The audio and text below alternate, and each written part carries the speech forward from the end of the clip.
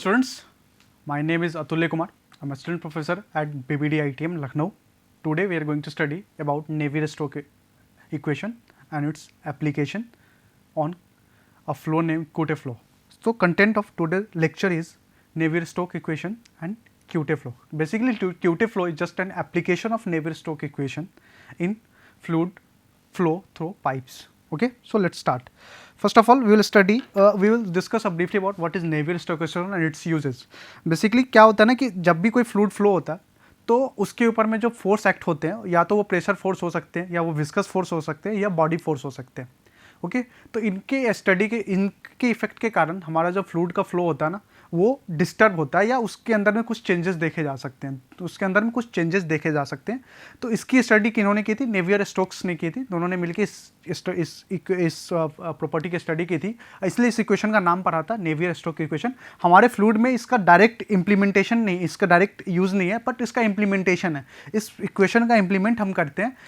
हम नेक्स्ट इसी क्लास में हम लोग पढ़ेंगे एक टाइप के फ्लो जिसको बोलते हैं क्यूटे फ्लो, जिसमें वो दो प्लेट के बीच में फ्लूइड जब पास कर रहा है, फ्लो कर रहा है, उस चीज़ की स्टडी में करेंगे. ये दो प्लेट का एक रिप्रेजेंटेशन है. जैसे कि आप अगर अपने व्हीकल का जब हम किसी इंजन पार्ट को देखेंगे तो उसकी ग्रीसिंग के लिए उसमें हम ग्रीसिंग करते हैं. ग्रीसिंग मतलब एक तरह का हाईली विस्कस फ्लूइड होता है. ग्रीस जो होता है वो हाईली विस्कस फ्लूइड होता है जो कि हम अपने मैकेनिकल पार्ट पे अप्लाई करते हैं ताकि वो प्रॉपर स्मूथली फंक्शन कर पाए. तो जनरली ये जो एप्लीकेशन है ना, ये क्यूटे फ्लो का एप्लीकेशन है जिसमें एक जो पार्ट है वो मूव कर रहा होता है. जैसे इंजन का जो पिस्टन होता है, इंजन में जो पिस्टन होता है ना वो वर्टिकली हॉरिजॉन्टली अपवर्ड मोशन में रहते हैं, टू एंड फ्रो मोशन में रहते हैं. तो इस मोशन को सही तरीके से परफॉर्म करने के लिए हम क्या करते हैं, उसके एक्सटर्नल वाल में ग्रीस अप्लाई करते हैं. ओके, वो ग्रीस क्या होता है? हाईली विस्कस फ्लूइड होता है. तो इस सारी चीज़ की जो स्टडी है ये इसका जो इम्प्लीमेंटेशन, ये एप्लीकेशन है, ये हम डिराइव कहाँ से करते हैं? नेवियर-स्टोक्स इक्वेशन से हम इस चीज़ को डिराइव करते हैं. नेवियर-स्टोक्स इक्वेशन को डिराइव करने के लिए हम क्या करेंगे? एक फ्लूइड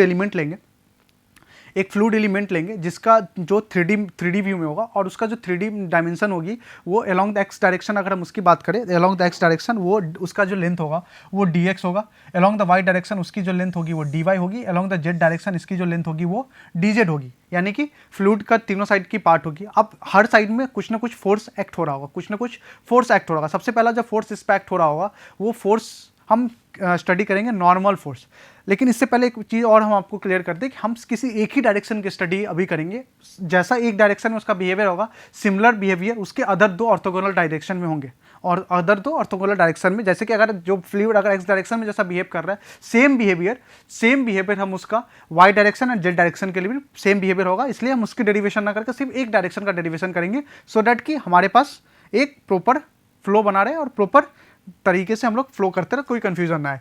तो अगर हम नॉर्मल फोर्स की बात करें due to the pressure, normal force अगर एक्स डायरेक्शन की बात करें तो प्रेशर एक्स डायरेक्शन में जो on A D H E plane की बात करें, अगर हम इस प्लेन की बात करें तो यहाँ पे प्रेशर कितना लग रहा है? P लग रहा है. A D H E plane पे प्रेशर कितना लग रहा है? E लग रहा है. और प्रेशर फोर्स की बात करें तो प्रेशर इंटू एरिया अगर हम मल्टीप्लाई कर देंगे तो प्रेशर फोर्स, तो इसका जो क्रॉस सेक्शन एरिया है वो देख लीजिए आप, ये डी वाई इंटू डी जो है ये इसका क्रॉस सेक्शन एरिया है, D Y into D Z. यानी कि अगर हम pressure force on A D E H plane की बात करें तो P into E Y into D Z की बात करेंगे.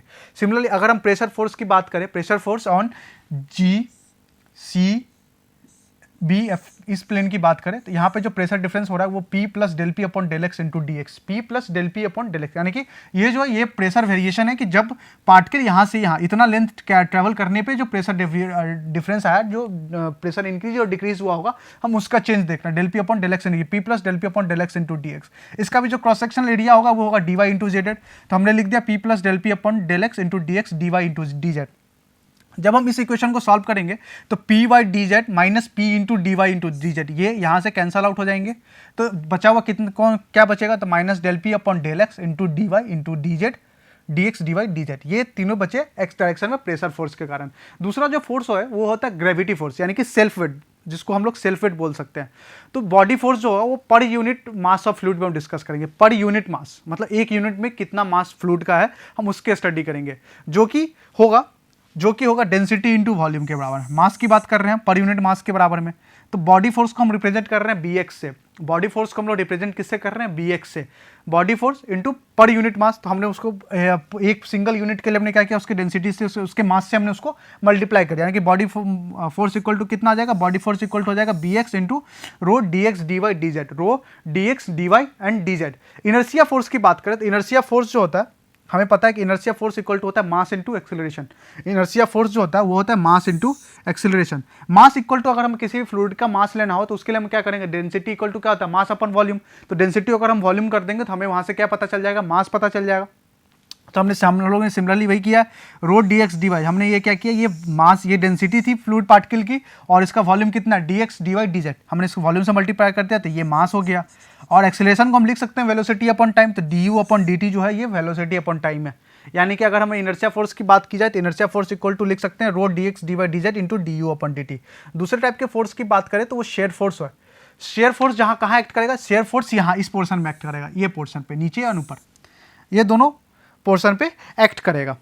तो शेयर फोर्स की जो वैल्यू होगी, शेयर फोर्स की जो वैल्यू होगी वो होगी S X P D X D Y. ये भी पर यूनिट मास की बात करें, ये भी हम लोग पर यूनिट मास की बात करें, शेयर फोर्स की भी पर यूनिट मास की बात कर रहे हैं। एस एक्स जो हो गया वो एक्स डायरेक्शन का शेयर फोर्स, मास की बात करें तो डी वाई डी जेड, ये क्या mass into density into volume, हमने इस वैल्यू को मास कर दिया। अब हम क्या कर रहे हैं, Newton second law of motion लगा ले, जिसमें summation of force acting in fluid element in any direction equal to resulting inertia force in that direction. मतलब कि जितना भी इनर्शिया फोर्स के छोड़ के बाकी जितने भी फोर्स एक्ट हो रहे हैं उन सबका समेशन किसके बराबर में होगा, इनर्शिया फोर्स के बराबर में होगा। ये न्यूटन सेकंड लॉ का एप्लीकेशन है। ओके, तो टोटल फोर्स कितना आ रहा था, सबसे पहले कौन सी फोर्स आ रही थी, प्रेशर फोर्स आ रही थी। प्रेशर फोर्स की वैल्यू कितनी थी, प्रेशर फोर्स की वैल्यू थी minus del P D X D Y into D Z, ये थी प्रेशर फोर्स की बात। नेक्स्ट जो फोर्स आ रहा था वो बॉडी फोर्स था। बॉडी फोर्स को हमने किस में रिप्रेजेंट किया था, मास पर यूनिट वॉल्यूम में, यानी कि बॉडी फोर्स इंटू मास हमने मल्टीप्लाई किया था, तो B X into rho D Y D Z, यानी बॉडी फोर्स। नेक्स्ट टाइप का फोर्स हम क्या कंसीडर किए थे, next type shear force consider किए थे। शेयर फोर्स भी पर यूनिट वॉल्यूम में हम लोग ने कंसीडर किया था। एसएक्स जो है shear force per unit volume में,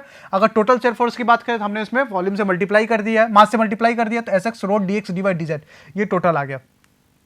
इसको इक्वेट हमने किससे किया था, inertia force. Inertia force equal to mass into acceleration. Mass की वैल्यू कितनी है, मास की वैल्यू है density dx dy dz, mass into acceleration du upon dt, ये एक्सेलरेशन की वैल्यू है।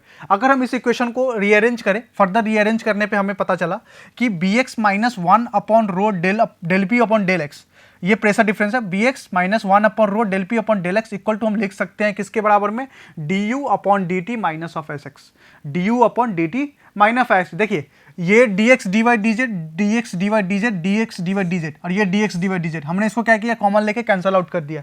ये सारा कैंसल आउट हो गया, बचा हुआ पोर्शन कितना बचेगा, माइनस इतना ही बचेगा। ओके ठीक है, देख लीजिए इसको, हमने इसमें ऐसा लिख सकते हैं dx dy dz, अगर हम इसको ले लें तो ये हो जाएगा minus del P upon del X plus B X plus of S X equal to हम लोग लिख सकते हैं dx dy dz into density du upon dt।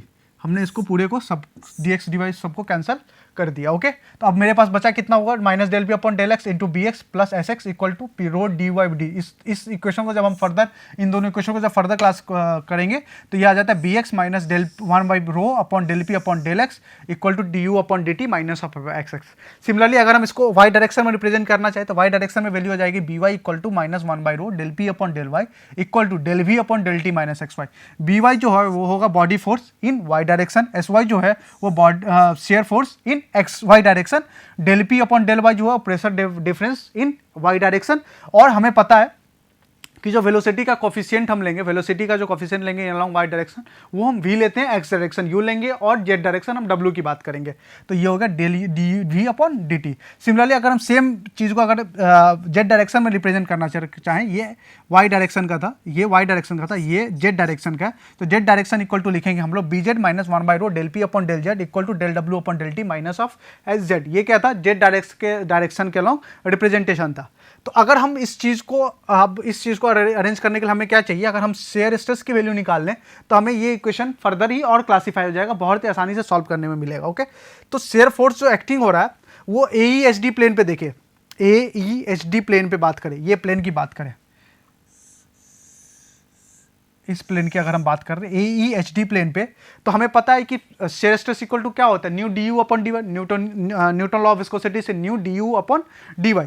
तो डी यू डी वाई तो वाई डायरेक्शन में ले रहे थे, इसलिए अगर हम एक्स डायरेक्शन में बात करें तो nu del U upon del X into area, तो एरिया फिर से भाई D Y into D Z हो जाएगा क्रॉस सेक्शन एरिया, तो हमने इसको लिख सकते हैं minus nu del U upon del X D Y into D Z, minus nu del U upon del X minus D Y into D Z. अगर B C F G plane की बात करें, अगर हम इस प्लेन की बात करें, B C F G plane की बात करें, तो कुछ ना कुछ शेयर स्ट्रेस में वेरिएशन आया होगा, वो वेरिएशन कितना हुआ उस वेलोसिटी के वेरिएशन पे डिपेंड करेगा। तो माइनस न्यू, ये तो कांस्टेंट ही रहेगा, इसमें कोई चेंज नहीं होगा, तो न्यू इंटू वेलोसिटी का वेरिएशन कितना था, ये डी यू की जगह हम इसको इस तरीके से लिख सकते हैं, D U plus del U upon del X into D X upon del X D Y D Z. जब हम इसको इक्वेशन को फर्दर क्लासीफाई कर रहे हैं, फर्दर हम लोग रीअरेंज कर रहे हैं, तो न्यू इक्वल टू हुआ del U upon del X plus del square you upon del square X square D X into D Y into D Z into D Y into D Z. जब हम इन दोनों force, दोनों equation को, जब हम इन दोनों equation को अगर हम रीअरेंज करें, दोनों इक्वेशन को सम करें, दोनों शेयर फोर्स को हम सम करें, तो ये वैल्यू कुछ इस तरीके से आ रही है, minus U del U upon del X D Y D Z equal to nu del U upon del X del square U del square D X D Y D Z. यहाँ से देखिए minus nu del U del X D Y D Z minus plus mu del U del X D X D Y D Z. तो ये term क्या हो गया, ये term तो कैंसल आउट हो जाएगा, तो ये टर्म इससे कैंसल आउट हो गया। अब बचा हुआ टर्म कौन सा बचेगा, बस ये टर्म बचेगा, nu del square you upon del square X square D Y D Z. ये क्या हुआ, ये बस बचा, इसको हमने नाम दिया इक्वेशन 1। सिमिलरली अगर हम एक्स डायरेक्शन में रेसिस्टेंस फोर्स की बात करें, अगर हम एक्स डायरेक्शन में रेसिस्टेंस फोर्स की बात करें, कौन से प्लेन में, E F G H plane में, E F G H plane में, यानी कि हम इस प्लेन की बात कर रहे हैं, इस प्लेन की बात कर रहे हैं, शियर रेसिस्टेंस की बात कर रहे हैं E F G H plane में। और अगर हम बात करें A B C D plane में, A B C D plane में बात करें, इन दोनों प्लेन में, यानी कि एक अंदर वाला पार्ट है, एक बाहर वाला पार्ट है, तो वहां से अगर सेम इक्वेशन की हम बात करें, तो पहला इक्वेशन क्या आ जाएगा, अगर हम बात करें उस E F G H plane की बात करें, तो उस टाइम में विस्कोसिटी कोफिशिएंट कितना आ जाएगा, minus U del U upon del Z D Y into D X. और अगर हम A B C D plane की बात करें, तो nu del U upon del Z del square you upon del square X square D Z D Y D X. Okay okay. जब हम इसको फर्दर रीअरेंज कर रहे हैं, इसको फर्दर रीअरेंज करने पे हमें पता चला कि रिजल्टेंट जो शेयर फोर्स आ रहा होगा वो कितना आ जाएगा, nu del square U upon del Z square D X Y D Z, ये आ गया। सिमिलरली अगर हम एक्स कंपोनेंट प्लेन ले, तो अब कौन सा एक्स डायरेक्शन हो गया है हमारा, ये दोनों प्लेन बात हो चुकी है, वाई डायरेक्शन जेड डायरेक्शन में हो गया। अब हम एक्स वाई डायरेक्शन की बात करें, वाई डायरेक्शन में कौन सा प्लेन है, A B F E plane है, और दूसरा जो प्लेन है वो कुछ इस तरीके से प्लेन है, ये प्लेन है H G C P, H G C D. Okay, तो हम अगर इन दोनों प्लेन की बात करें, तो इन दोनों प्लेन का भी सॉल्व करने में कुछ इसी तरीके से वैल्यू आएगा। तो न्यू इक्वल टू कितना आ रहा है, del square U upon del square Y square D X D Y D Z. ये क्या है, ये आ गया तीनों डायरेक्शन में रिजल्टेंट शेयर फोर्स। ये तीनों डायरेक्शन में क्या है, रिजल्टेंट शेयर फोर्स। अगर हम तीनों डायरेक्शन के शेयर फोर्स को ऐड कर दें, यानी कि X plus Y plus Z तीनों डायरेक्शन का ऐड करें, तो यहाँ पे न्यू और D X D Y D Z ये कॉमन रहेगा, ये वॉल्यूम है, तो हमने इसको बाहर ले लिया। बाकी जो बचा हुआ कंपोनेंट था वो del square U upon del square Y plus del square U by del square Y square del square U upon del square Z square. ये क्या था, ये तीनों वेरिएशन था किसका, ये था शेयर फोर्स का समेशन तीनों डायरेक्शन में, X square X Y Z तीनों के डायरेक्शन में शेयर फोर्स का डेरिवेशन था। ओके, अगर रेसिस्टेंस अब हम बात किए, ये क्या था, एस एक्स निकालना हो तो एक्सेस क्या था, शेयर पर यूनिट मास था, shear force per unit mass था। तो एस एक्स की वैल्यू अगर हमें कैलकुलेट करनी हो, तो शेयर फोर्स तो हमें टोटल पता चल गया था तीनों डायरेक्शन में, और पर यूनिट मास मतलब मास यानी कि मास से उसको डिवाइड करना।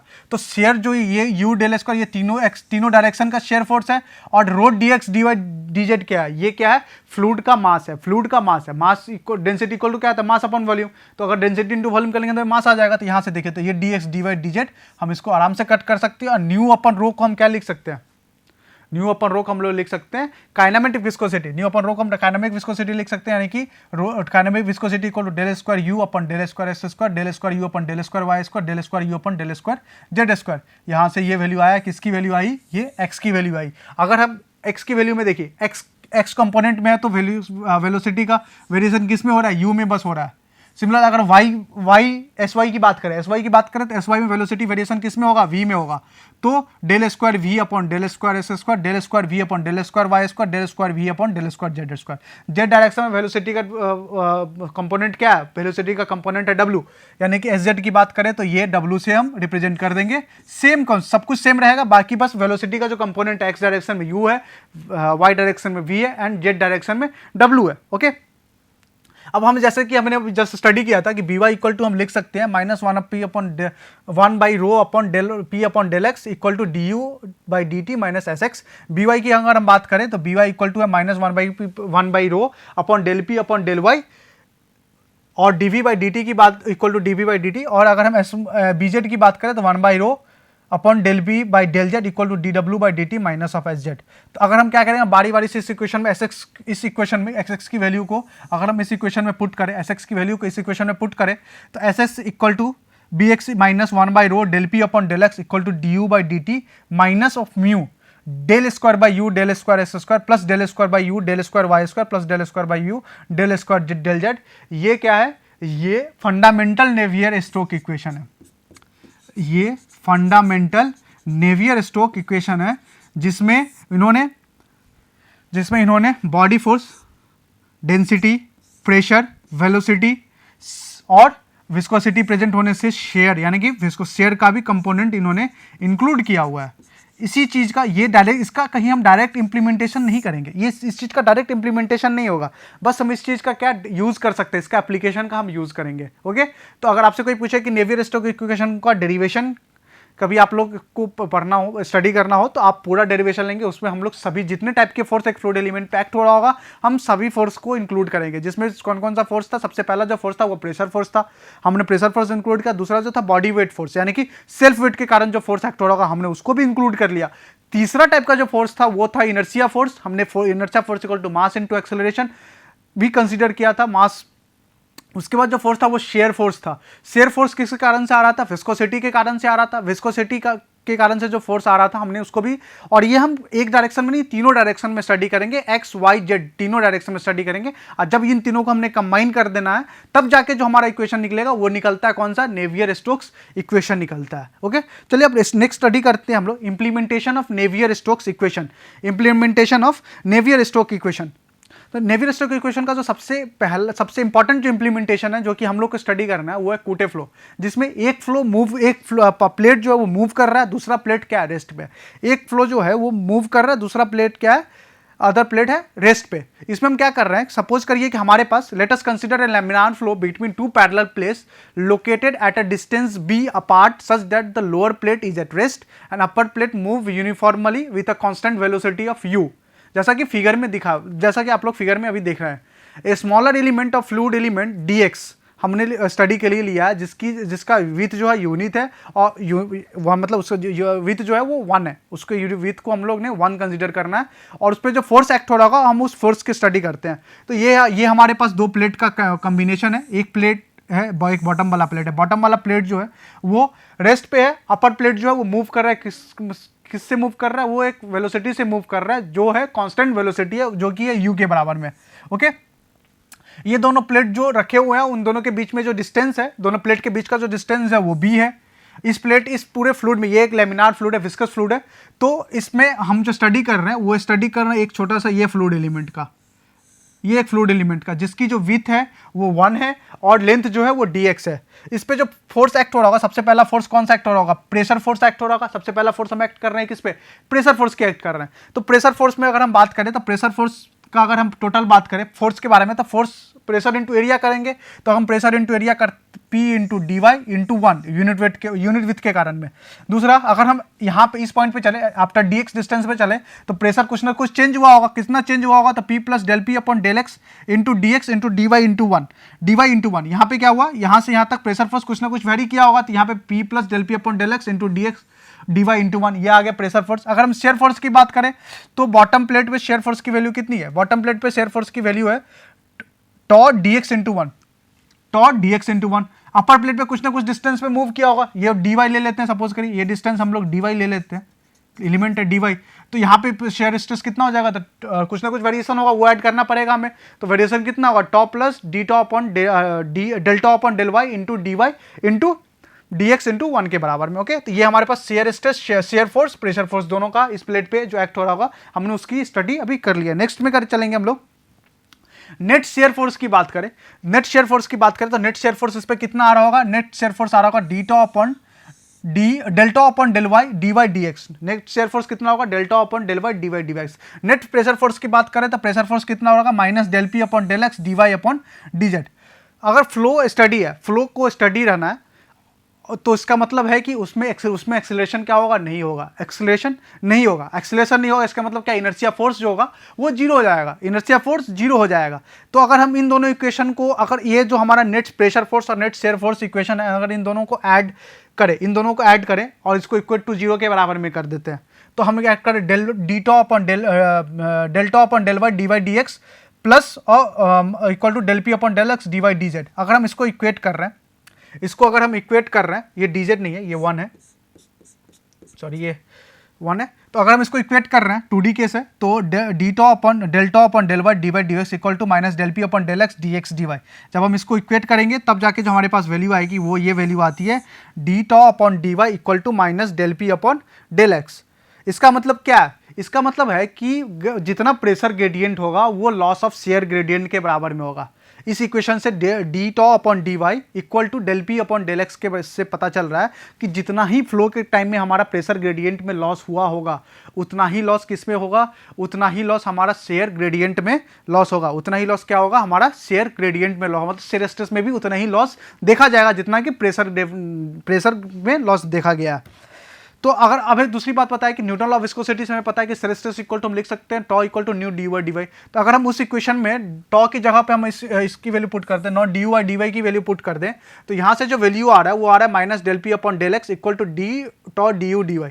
तो minus del P upon del x equal to nu D u del square, ये अंदर जाएगा डेल, तो del square you upon del square Y square. अब हम इसको क्या कर रहे हैं, इसको फर्दर हम रीअरेंज कर लेते हैं, कुछ इस तरीके से रीअरेंज करेंगे कि del square you upon del square Y square equal to 1 by mu del P upon del X. जब हम इस इक्वेशन को जब हम इस तरीके से लिखें कि del square U equal to minus 1 by nu del P upon del X into del square Y square. अगर हम इन दोनों इक्वेशन को इंटीग्रेट करें, पहला एक बार एक टर्म इंटीग्रेट करेंगे तो ये वैल्यू आती है डेल यू के बराबर में। Del U equal to minus 1 by nu बाहर ही रहेगा,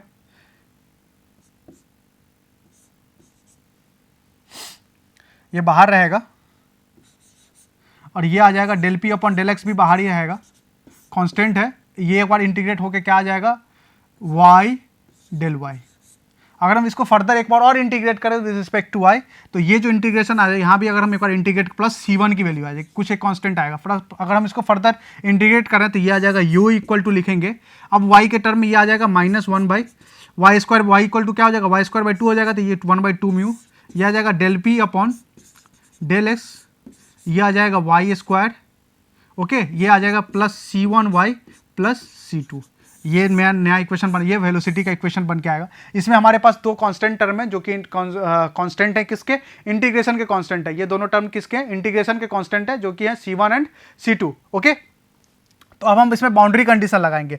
बाउंड्री कंडीशन क्या लगाएंगे कि at y equal to 0 u equal to 0, at y equal to 0 u equal to 0। Okay, तो और at y equal to b u equal to u, मतलब कि यहां से देखिए अगर y इक्वल टू 0 है, हम यहां की बात करें at y equal to 0 u equal to 0 है। दूसरी बात at y equal to b, यानी कि ये डिस्टेंस यहां से यहां जब हम ट्रेवल करेंगे at y equal to b, velocity equal to कितना है, जितना ये इस प्लेट की वेलोसिटी है उसके बराबर में। जब हम इस इक्वेशन को, जब हम इस बाउंड्री कंडीशन को जब हम इस इक्वेशन में इंप्लीमेंट करेंगे, वहां से हमें पता चलता है कि C2 इक्वल टू 0 हो जाएगा। पहला बाउंड्री कंडीशन से at y equal to 0 u equal to 0, u 0 रखेंगे y 0 रखेंगे, ये दोनों टर्म 0 यानी कि C2 equal to 0। At y equal to b से हमको पता चलेगा कि C1 इक्वल टू आता है u by B minus 1 by 2 mu del P upon del X into B. Okay, तो अगर हम इस इक्वेशन को इक्वेशन नंबर 2 में यहाँ सब्स्टिट्यूट करें इन दोनों बाउंड्री कंडीशन को, तब जाके जो हमारे पास वेलोसिटी का इक्वेशन आता है वो आता है 1 by 2 mu del P upon del X Y square plus u by B minus 1 by mu del P upon del X B into Y.